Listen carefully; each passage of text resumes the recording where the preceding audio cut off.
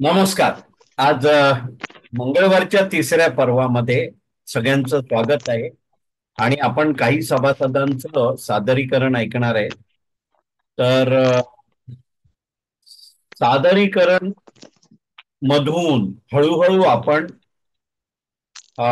अभिवाचनावर आलो आणि त्याच्यात सगळ्यांनी छान प्रगती केली आहे. म्हणजे जे आपण सादरीकरण करणार त्याच्यात सादरीकरण करताना आपल्या उच्चारांमध्ये अभिनय आला पाहिजे. आणि अभिवाचनासाठी आपल्याकडे एकदा तर 26 जणांनी केलेला आहे कानविंदे हॉलला. तर आपण या पण सादरीकरणाला हळूहळू ते स्वरूप देणार आहोत. मर्यादा आहे 4 मिनिटं. अपेक्षित आहे स्पष्ट उच्चार, आय कॉन्टॅक्ट आणि आता मी म्हटल्याप्रमाणे शब्दांमध्ये अभिनय. आपण सुरुवात करूया आजच्या या कार्यक्रम. विकास पाटील सादरीकरण करतायत. विकास, करा, सुरुवात करा. नमस्कार सर्वांना. नमस्कार. मागच्या वेळेला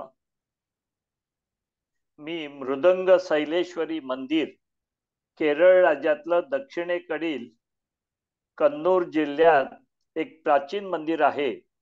हे मंदिर परशुराम ऋषींनी स्थापन केलेल्या 108 मंदिरांपैकी एक आहे. याचा अर्धा भाग मी सादर केला होता. आता पुढील भाग सादर करतो आहे. 2 वेळा ती मूर्ती चोरांनी चोरून नेऊन सुद्धा वाटेत सोडून दिली आणि ती मूर्ती परत मंदिरात येऊन स्थापन झाली.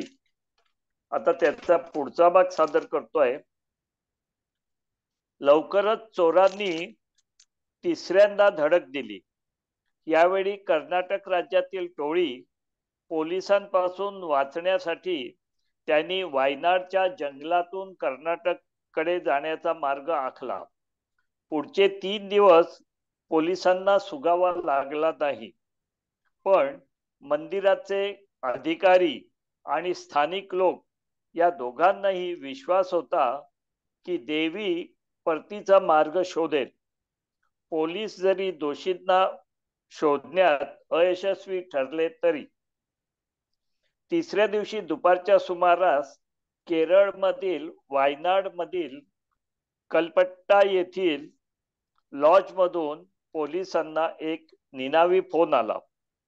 फोन करणाऱ्याने टोळीतील एक सदस्य असल्याचे सांगून स्वतःची ओळख करून दिली आणि मूर्तीच्या स्थानाची माहिती दिली. त्यांना मूर्ती सोबत नेणे शक्य नसल्याचे कारण देत त्यांनी पोलिसांना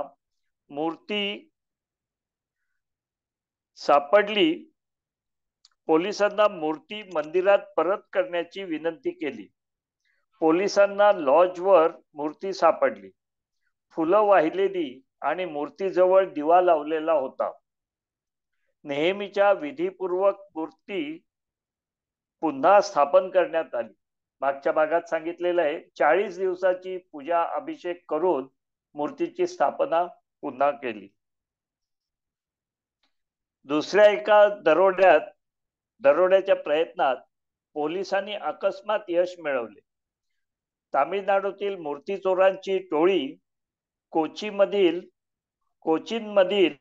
दुसऱ्या मंदिरातून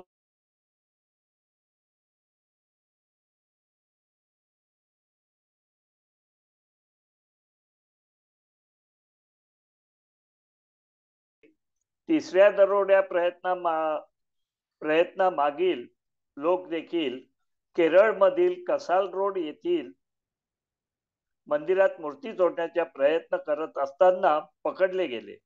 त्यांनी मृदंग शैलेश्वरी मंदिरावरील तिसऱ्या दरोड्यावरील आपला सहभाग कबूल केला.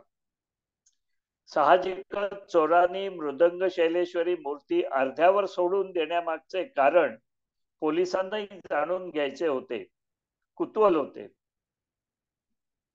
दोन्ही टोळ्यांनी एकच कारण सांगितले. पोलीस चक्रावून गेले. ते म्हणाले, जेव्हा त्यांनी मूर्तीला स्पर्श केला तेव्हा त्यांची दिशा समजण्याची शक्ती गमावली आणि प्रत्येकाने गोंधळलेल्या मनस्थितीत प्रवेश केला आणि दिशेचे सर्व भान गमावले. त्यामुळे ते पुढे जाऊ शकले नाहीत आणि त्यांना अर्ध्यातच मूर्तीचा त्याग करावा लागला. 3 अयशस्वी प्रयत्नानंतरही मूर्ती चोरण्याचा मोह चोरांच्या टोळीला आवरला नाही. त्यावेळी ही टोळी केरळ राज्यातील अल्पसंख्याक समाजातील अनुभवी चोरांची टोळी होती. मूर्तीच्या अलौकिक शक्तीवर त्यांचा विश्वास नव्हता. त्यांनी ही मूर्तीचा त्याग केला. नंतर पकडले असता त्यांनी ही मूर्ती सोडून देण्याचे तेच कारण सांगितले. आपल्या आजूबाजूला अशा अनेक गोष्टी आहेत ज्याचा आपण आपल्या बुद्धिमत्तेने आणि आपल्या वैज्ञानिक ज्ञानाने तर्क करू शकत नाही. नमस्कार. वा विकास, छान, एकदम नवीन विषय पुरा केलात तुम्ही तो. मस्त, चांगलं माहिती. छान छान छान छान, सुंदर. नमस्कार, धन्यवाद. आपल्या समोर आता भारतीताई खानोलकर सादरीकरण करतायत. भारतीताई, करा सुरुवात. नमस्कार सर्वांना. नमस्कार. 12 मेला मदर्स डे झाला. त्या निमित्ताने एका स्त्रीच्या पालकत्वाचा प्रवास किती खडतर असतो, त्यातही विशेष गरजा असणाऱ्या अपत्याचं पालकत्व निभावताना अनेक अडथळे ओलांडावे लागतात. सर्वात महत्वाचं म्हणजे स्वतःचं आयुष्य बाजूला ठेवावं लागतं. या आईची वाटचाल म्हणूनच प्रेरणादायी अशीच एक आई अर्चना पाटील. कथेचं नाव आहे तिचा पिलामधी जीव. 2 फेब्रुवारी 2008 हा दिवस मी कधीही विसरणार नाही. त्या दिवशी माझी मुलगी रश्मी आणि इतर 7 मुलींचे विष्णुदास भावे सभागृहात अरंगेत्रम होतं. 3 तास चाललेल्या त्या रंगतदार कार्यक्रमानंतर या 10-12 वर्षाच्या नृत्यांगना एक एक येऊन आपलं मनोगत सांगू लागल्या. रश्मीच्या वतीने मी बोलल्यावर प्रेक्षकांना कळलं की रश्मीला ऐकायला व बोलायला येत नाही. त्यावेळी अनेकांचे डोळे पाणावले. त्यानंतर रश्मीला भेटून तिचं अभिनंदन करण्यासाठी लोकांची अक्षरशः रीघ लागली. बोलता बोलता त्या आठवणीनं अर्चना भावुक झाल्या. कर्णबधीर मुलगी ते सुविख्यात भरतनाट्यम नृत्यांगना आणि एक स्वमग्न ऑटिस्टिक मुलगा हे राष्ट्रीय शिष्यवृत्ती मिळवून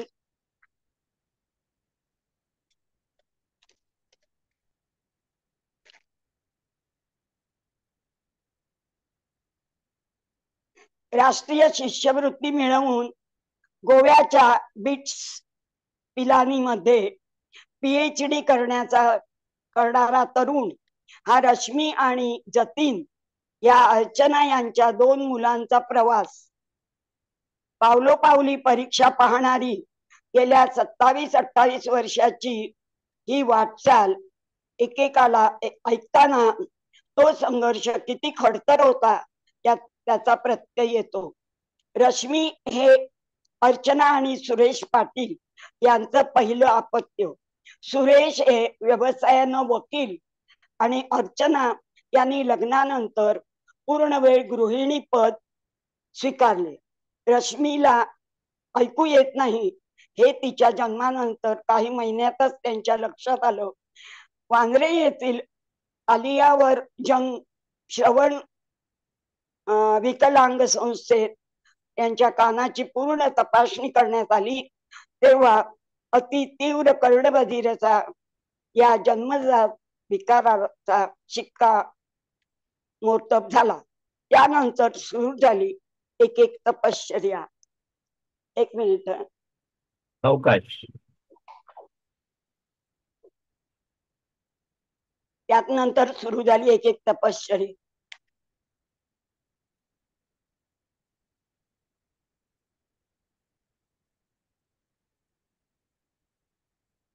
रश्मीला आगरीपाड्याच्या the central school for the deaf या शाळेत प्राथमिक धडे द्यायचं ठरलं. तेव्हा ती असे 3.5 वर्षाची आणि तिच्या पाठीवरचा जतीन 1 वर्षाचा. त्याची समस्या तोवर लक्षात आली. तो एका जागी स्वस्थ बसत नसे. नजरेला नजर मिळवणं त्याला जमत नसे. बऱ्याचदा तो हायपर होई. तपासणी अंती तो ऑटिस्टिक समग्न आहे हे समजून चुकलो. आईने आता हिम्मत बांधली. 2 मुलांची वेगळी जबाबदारी त्यांच्यावर आली होती. अर्चना यांनी ताडदेव मध्ये एक उपचार केंद्र शोधलं. दोन्ही मुलांना घेऊन त्या सकाळी 7:30 घर सोडत. त्याआधी सगळ्यांचे डबे करावे लागायचे. ट्रेनचा प्रवासही सरळ नव्हता. आधी हार्बर मार्गाने पनवेलहून सँडस रोड गाठायचं. नंतर पूल चढत उतरत मध्य रेल्वेच्या फलाटावर यायचं आणि तिथून भायखळ्याला जाण्यासाठी दुसरी लोकल पकडायची.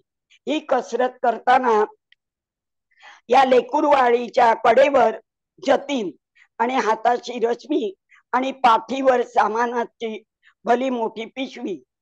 मात्र या अवघड दिवसातला दिलासा म्हणजे त्यांना झालेलं माणुसकीचं दर्शन. प्रवासाच्या गर्दीतून 2 मुलांना घेऊन जिना उतरणं आणि उतरणारी ही आई दिसताच लोकलचा गार्ड कुटुंब कबिला गाडी चढेपर्यंत हॉर्न देत नसे. तसेच घरून निघताना जर थोडा उशीर झाला तर पनवेलला रेल्वे गाडीतल्या स्त्रिया त्यांची नेहमीची जागा राखून ठेवत.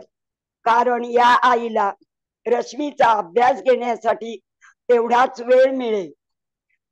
रश्मीच्या शिक्षकांकडे सुपूर्द केलं की मग तारदेवला 1 तासभर जतीनचं ट्रेनिंग.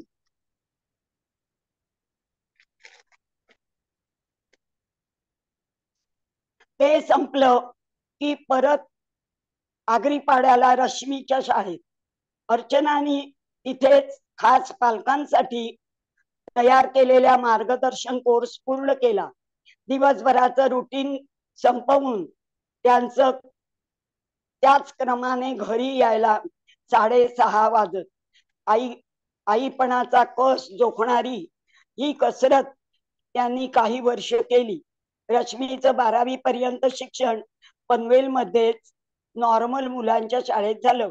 शाळा जवळ होती पण तिला तीव्र अर्धशिशी, मायग्रेस आणि कमी रक्तदाब या आजाराची साथ होती.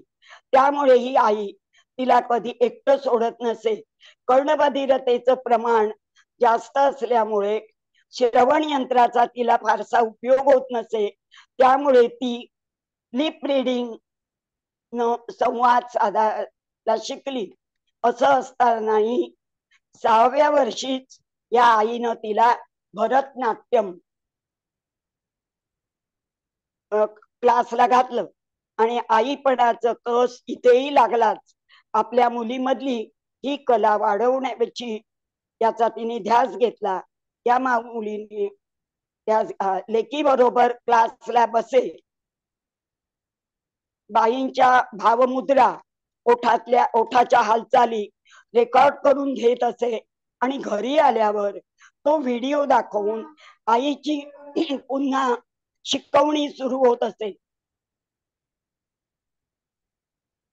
रश्मीने भरतनाट्यमच्या 6 परीक्षा डिस्टिंक्शन मध्ये उत्तीर्ण केल्या. नृत्य योग सूत्र मध्ये डिप्लोमा केला आणि योग पदविका अभ्यासक्रमही पूर्ण केला.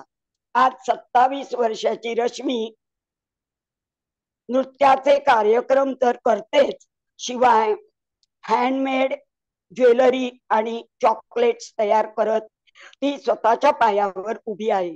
या सगळ्या प्रवास आई तिच्या मागे पहाडासारखी उभी आहे.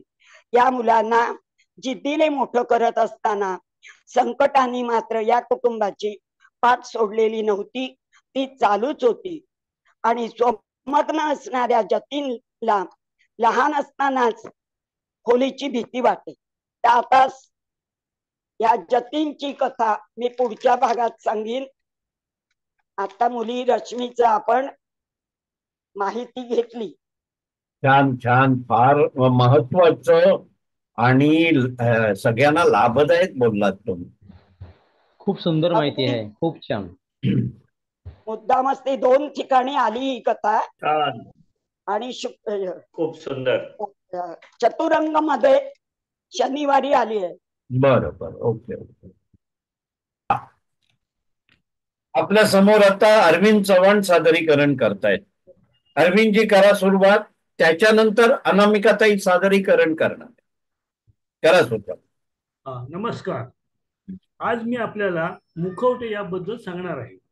मानवी चेहऱ्यावर चढवण्याचे विशिष्ट आवरण, मानवी चेहऱ्याची प्रतिकृती असलेला हा मुखवटा म्हणजे माणसाचा मूळ चेहरा बदलून टाकणारे एक साधनच होय. मुखवट्यांचा वापर मनोरंजनार्थ तसेच संरक्षणासाठी, समारंभ प्रसंगी, नाट्यप्रसंगी, अंत्येष्टी प्रसंगी आणि सण उत्सव प्रसंगी, नृत्यनाट्यामध्ये कारखानदारी ते रणांगणापर्यंत विस्तारलेले आढळते. वायू मुखवटे, देवदेवतांचे मुखवटे, पशुपक्ष्यांचे, राक्षसांचे आणि अन्य विविध प्रकारचे मुखवटे तयार करण्याची रीत आहे. मुखवट्यांचा वापर प्राय जगातील सर्वच आदिम जमातीमध्ये करण्याची प्रथा आहे. देवतेचा मुखवटा धारण केला असता ती देवता प्रसन्न होते व आपल्यावरील संकटे टाळते, अशी धारणा आहे. पाश्चिमात्य देशात सुद्धा मुखवटे धारण करून आदिम जमातीतील लोक नृत्य करतात आणि पितरांना संतुष्ट करतात. नाट्यप्रसंगीच्या मुखवट्यांचा प्रादुर्भाव मुख्यतः हा ग्रीक मध्ये झाला. कलाकार राग, द्वेष, प्रेम, आनंद असे भावभावनांचे वेदक प्रकटीकरण करीत. मुखवट्यावरील लाल रंग हा सज्जनतेचे, पांढरा रंग हा दुष्टपणाचे मानले जाईल. जपानमधील अशा नाट्य प्रकाराला मात्सू म्हणतात. प्राचीन इजिप्तमध्ये ममीच्या तोंडावर म्हणजे संरक्षित मृतदेहावर मुखवटा बसवण्याची प्रथा होती. मृतात्म्याच्या पिटीतील शवाची ओळख पटावी आणि मृतात्म्याचे भूतखेतापासून संरक्षण व्हावे, त्यासाठी मुखवटे बनवले जातात. सण प्रसंगी, बहुरूपी खेळ, विविध नाट्यप्रसंगी चीन, भारत, पाश्चिमात्य देश मुखवट्यांचा वापर करतात. अमेरिकेतील अतिरेकी पांढऱ्या पोशाखावर पांढरा मुखवटा धारण करतात व मुखवट्यांचा वापर आकार फार वेगळा असतो. भारतातील अतिरेक्यांनी हत्याकांडाच्या समयी मुखवट्याचे वापर केल्याचे आढळते. उत्तर अमेरिकेत शामन नामक रोग निवारक संस्थेचे सभासद आभासी चर्या म्हणजे खोट्या चेहऱ्याचा वापर करून आजारांचे रोग दूर करतात. भारतातील मुखवट्यांचे खरेखुरे क्षेत्र म्हणजे परंपरागत लोकनाट्य. त्यासाठी बनवण्यात येणारे मुखवटे बहुधा लाकूड, कागदी लगदा, पत्रा, कापड या जिन्सापासून तयार करतात. पुराणकथातील विविध व्यक्तिरेखा, उग्र स्वरूपी नरसिंह, 11 विकराळ राक्षस व दशमुखी रावण, चित्रविचित्र भूतखेते, मानवी व्यक्ती व पशुपक्षी यांचा मुखवट्याचा वापर केला जातो. मध्य प्रदेशातील रामलीला, बिहार बंगालमधील छाऊ नृत्य, ओरिसातील शाही यात्रा, केरळमधील कथकली, काश्मीरमधील भांडपा थेर वगैरे लोकनाट्याच्या मधून मुखवट्याचा वापर करण्यात येतो. महाराष्ट्रातील काही मंदिरामध्ये देवीची मूर्ती न बनविता केवळ मुखवटा बनविण्यात येतो. त्याला तांदळा म्हणतात. मुख्य ते दगडाचे केलेले असतात. उत्सव प्रसंगी पितळ, रुपे, सोने असे इतर धातूंचे मुखवटे बनवण्यात येतात. गौरी गणपतीच्या वेळी गौरीचे मुखवटे प्राय शाडूचे व क्वचित पितळी, कापडी किंवा आणि कागदी असतात. राजस्थानचे खापरी मुखवटे आणि महाराष्ट्रातील शाडूचे मुखवटे अधिक वेधक असतात. कथेप्रमाणे आदिवासींचे मुखवटे प्रसिद्ध आहेत. अशा प्रकारे मुखवटा निर्मितीची कला उदयास येऊन उद्योग निर्मिती झाली. शिवाय कामगारांना रोजगार निर्मिती पण झाली. धन्यवाद. वा वा वा वा वा वा, फार छान, खूपच छान सांगितलं. सुंदर, छान अभ्यासपूर्ण माहिती दिली.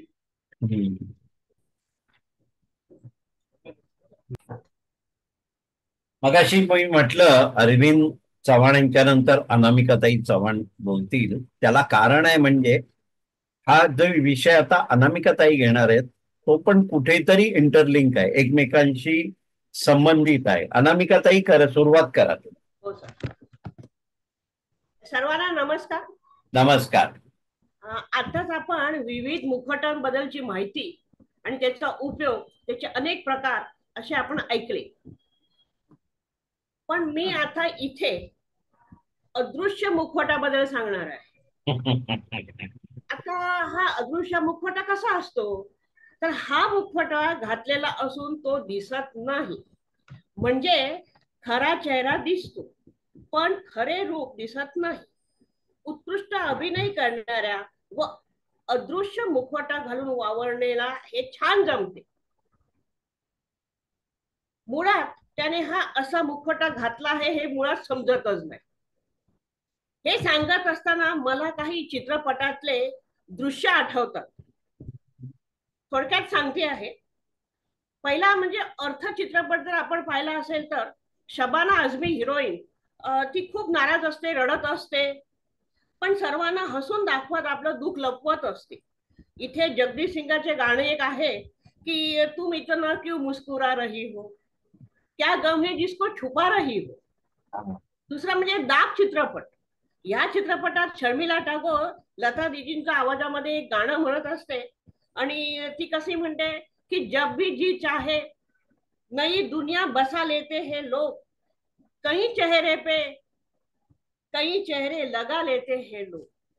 अचानक एक चित्रपट होता विनोद खन्नाचा. तो एक मिलिटरी परेड करत असतो आणि त्याच्या अंगावर किडा चढतोय. तो किडा त्याला चावतो, त्याला असंख्य वेदना होतात, पण तो तरी पण तो परेड चालू ठेवतो आणि त्याची जी वेदना होते तो चेहऱ्यावर दाखवत नाही आणि तो आपल्या अधिकाऱ्यापासून ही वेदना लपवून ठेवतो. तर थोडक्यात म्हणजे असं की मनात एक आणि चेहऱ्यावर दुसरेच काहीतरी दाखवणे हा अदृश्य मुखवटा केव्हाही घातला जातो, काढला जातो, प्रसंगानुरूप वापरला जातो. कधी खोटे बोलण्यासाठी तर कधी सांत्वन करण्यासाठी, कधी रडून सहानुभूती गोळा करण्यासाठी, प्रेम व्यक्त करण्यासाठी, स्वार्थ साधण्यासाठी, पैशांसाठी, वेळ निभावून नेण्यासाठी, आपल्या अंगावरचे दुसऱ्यांच्या अंगावर टाकण्यासाठी, असे भावनिक नाटक करण्यासाठी हा अदृश्य चेहरा वापरला जातो. बऱ्याच वेळा काय होतं की भोळ्या भाबड्या लोकांना हा अदृश्य मुखवटा ओळखता येत नाही, ते फसतात. पण वारंवार फसल्यानंतर असे मुखवटे ओळखू येऊ लागतात. मग मात्र जशास तसेच्या हिशोबाने अदृश्य मुखवटा घालून त्याला फसवणुकीच्या खड्ड्यात कायमचे ढकलतात. आता बघा, या जगात अदृश्य मुखवटे तरी किती, चेहरा बघून ओळखण्याची वाट तरी किती. वरवर दिसतात सोजवळ सालस, पेहरावावरून वाटतात देव माणूस. बहुरूपी जसा रोज वेश बदलतो, अमानुष तसा अदृश्य मुखवटा बदलतो. घालून अदृश्य मुखवटे खेळू नये कुणाशी, नात्यांची खोटी बंधने जोडू नये कुणाशी. हर तेरेचे लोक वावरत असतात जगात, घालून अदृश्य मुखवटे जगाला फसवत असतात. माणसं गमावतात, काम झालं की सोडून देतात. ह्या अदृश्य मुखवट्याला ना रंग, ना रूप, ना आकार, नाही कुठे त्यासाठी बाजार. म्हटलं तर स्वस्त, म्हटलं तर महाग, वापरणारे आहेत काही महाभाग. ओळखून जर हा अदृश्य मुखवटा ओढून काढला तर वैर भावनेने घेतला जातो बदला. पण जर याला कोणी नाही ओळखला तर तो बिचारा कायमचा फसला. आपल्याला सुद्धा खूप वेळा या समाजात वावरताना असा कोणी अदृश्य मुखवटाधारक भेटलेलाच असतो. पण किंवा भेटलाच ना तर त्याचा धिक्कार करायला पाहिजे. त्याचा धिक्कार करून त्या विरुद्ध चळवळीचे समर्थन करून कायदेशीररित्या नेस्त नाबूद करायला पाहिजे. हे व्याकुळ म्हणा. चेहरे खरे दिसतात केव्हा? अडचणीत आपण सापडतो जेव्हा. खरे रूप ओळखायचे केव्हा? सर्व विसरून दुखात साथ देतो जेव्हा. आपला माणूस मानायचं केव्हा? कठीण प्रसंगी धावून येतो जेव्हा. हे माझ्या लाडक्या मना, खरं खोटे चेहरे ओळखण्या वेळ दौडू नये. उरले आयुष्य नसत्या फंद्यात पडू नये. कधीही न उलगडणारे कोडे हे, तळ्यात मळ्यात राहणारे चेहरे हे. आपण आपलं चालत राहावं, जगत राहावं. जे सुटले, जे सरले ते सोडून द्यावं. हातातलं माठ घट्ट धरावं, जोपासावं आणि आनंदाची खिरापत मात्र वाटत राहावं. वा वा, छान छान विषय घेतलात तुम्ही. हा, मुखवट्याला धरून.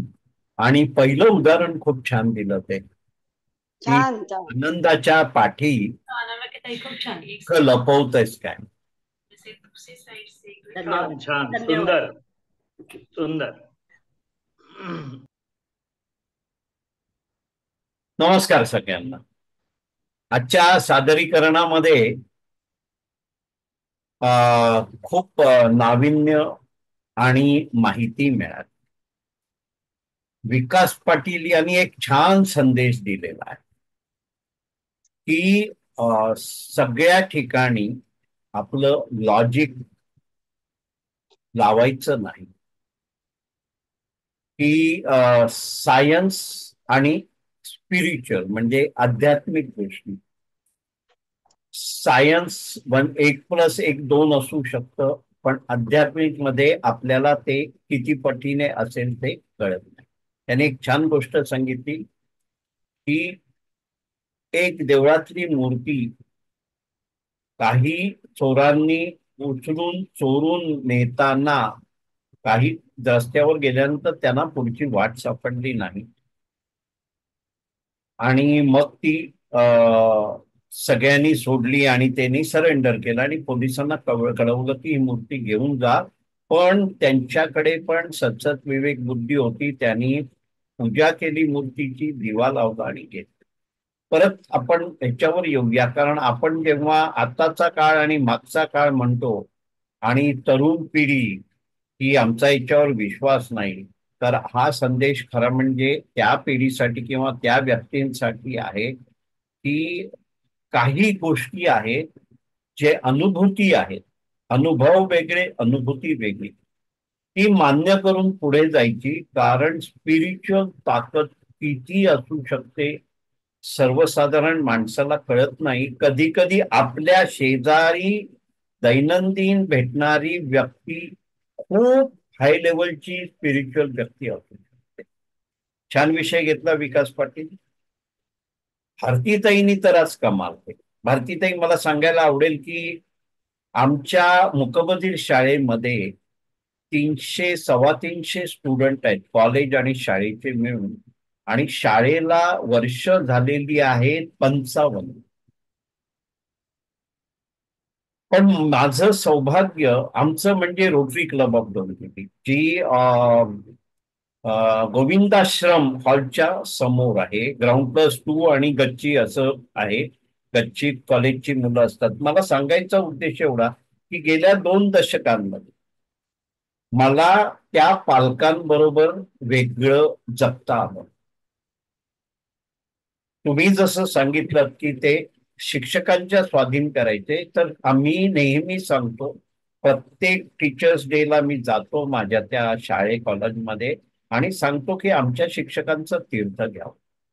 आणि हा विषय फार महत्वाचा आहे की पालकांना किती त्रास होतो आणि त्यातल्या त्यात आईला, आणि ते त्रास न मांडता तेवढं करत असतात आणि थांबत नाही. पण आज तुम्ही जी कथा सांगितली त्याच्यात नुसतं शालेय किंवा कॉलेजचं शिक्षण देणं हे त्या पालकांचं उद्देश नसून अरंगेत्रम साठी तयार करणं आणि अरंगेत्रम सारखा कार्यक्रम आपल्या मुलीकडून करून घेणं. कारण आमच्या मुली, आमच्या शाळेतल्या मुली जेव्हा डान्स कॉम्पिटिशन मध्ये उतरतात तेव्हा एक 60-70 फुटावर आमची एक टीचर खाली जमिनीवर बसलेली असते आणि फक्त असे असे असे हातवारे करतात किंवा मुवमेंट करतात, इकडे बघ, तसं बघ, आता लाजून दाखव, आणि त्या मुलं ते बघून प्रॅक्टिस करतात आणि सादर करतात आणि अनेक बक्षिसं घेऊन येतात. मला खूप बरं वाटलं, कारण हा एक सामाजिक विषय आहे. त्या पालकांसाठी आपल्याकडे इतकी सहानुभूती असायला पाहिजे की आपण देवाचे आभार मानेल की आम्हाला, त्यांना स्पेशल चाइल्ड्स म्हणतात. म्हणजे एक ते ऑटिझमची केस सांगितली आणि दुसरी ऐकण्याची सांगितली, त्याला आपण कानाने बहिरा मुकापरी नाही. भारतीताई छान विषय आणि म्हणूनच तो छापून आलाय तुमचा 2 ठिकाणी. त्याच्यानंतर अरविंद चव्हाण, अरविंद चव्हाण खरंच आवडलं. कुठच्या कुठच्या देशात कोणते कोणते मुखवटे आहेत, ते कशा कशाचे बनवलेले आहेत, म्हणजे कागदापासून, कागदाच्या पल्प पासून, कापडापासून, धातून पासून ते दगडापर्यंत, आणि त्याचं तुम्ही सविस्तर माहिती दिली. हा, आणि त्यातल्या त्यात महत्वाचं म्हणजे भारतामध्ये लोककलेमध्ये मुखवट्याला जास्ती स्थान आहे. आपण साऊथचे जे सगळे लोककला रस्त्यावर वगैरे आपल्याला बघायला मिळते, वेगवेगळ्या मिरवणुकीतील, त्याच्यात ते मुखवटे आपल्याला बघायला मिळतात. पण एक दृश्य मुखवटा आणि एक अदृश्य मुखवटा म्हणून अनामिकाताई चव्हाण यांनी तो अदृश्य मुखवटा या विषयाला हात घातला आणि त्यांनीही शेवट छान केला. कारण मुखवटा घालून आपल्या समाजात वावरणाऱ्या व्यक्ती खूप आहेत. जर आपल्यातला थोडा स्वार्थाचे 2 प्रकार असतात, एक गरजेचं स्वार्थ आणि एक गरजेच्या थोडं पलीकडचं स्वार्थ. तर गरजेच्या थोड्या पलीकडच्या स्वार्थामध्ये जर मनुष्य अडकला तर ते असे मुखवटे त्याला खूप बघायला मिळतात. आणि स्वार्थाचे 2 प्रकार आहेत. कारण सांगतो तुम्हाला, गरज आणि म्हणजे नीड्स गरजेला म्हणतात, आणि आपल्याला काय काय गोष्टी पाहिजे आहेत, म्हणजे ह्याच्यात खूप फरक आहे. त्यामुळे नीड बेस जर आपण राहिलो, नीड्स पर्यंत राहिलो, तर शक्यतो असे चेहरे येत नाहीत. कारण नंतरचे जे विषय आहेत त्याच्यात आपला स्वार्थ, अवास्तव स्वार्थ जागा होतो आणि मग आपण कशातही अडकतो. म्हणजे सोनं डबल करून देण्यापासून तुमचे पैसे 4 वर्षात डबल करेपर्यंतचे खूप गोष्टी आहेत. हे फक्त मी तुम्हाला आर्थिक बाब सांगितले, पण खूप प्रकारचे आहे. त्यामुळे त्यांनी शेवटचा सल्ला छान दिलेला आहे की आपण चालत राहायचं, ज्यांनी असं काही केलंय त्यांना सोडून द्यायचं, त्या त्या वाटेला आपण जायचं नाही आणि आपला रस्ता आपण सोडायचा नाही. कारण जीवन हे फार आहे ह्या भ्रमात न राहता आहे ते जीवन आपण कसं उत्तम रीतीने जगू शकतो आणि अशा अदृश्य मुखवट्याच्या वाटेला न येता. अनामिकाताई, म्हणजे खूप खूप छान तुम्ही हा विषय घेतला, नेहमीच घेता, आणि ही तुमचं क्रिएशन असतं, तुम्ही त्याचा शोध घेता आणि खूप बरं वाटतं. तर आजचा हा कार्यक्रम आपला जो आहे सादरीकरणाचा तो छान उत्तम रीतीने संपन्न झालेला आहे. आणि आपण आजच्या कार्यक्रमात इथे थांबतोय. सगळ्यांचे खूप खूप आभार. नमस्कार.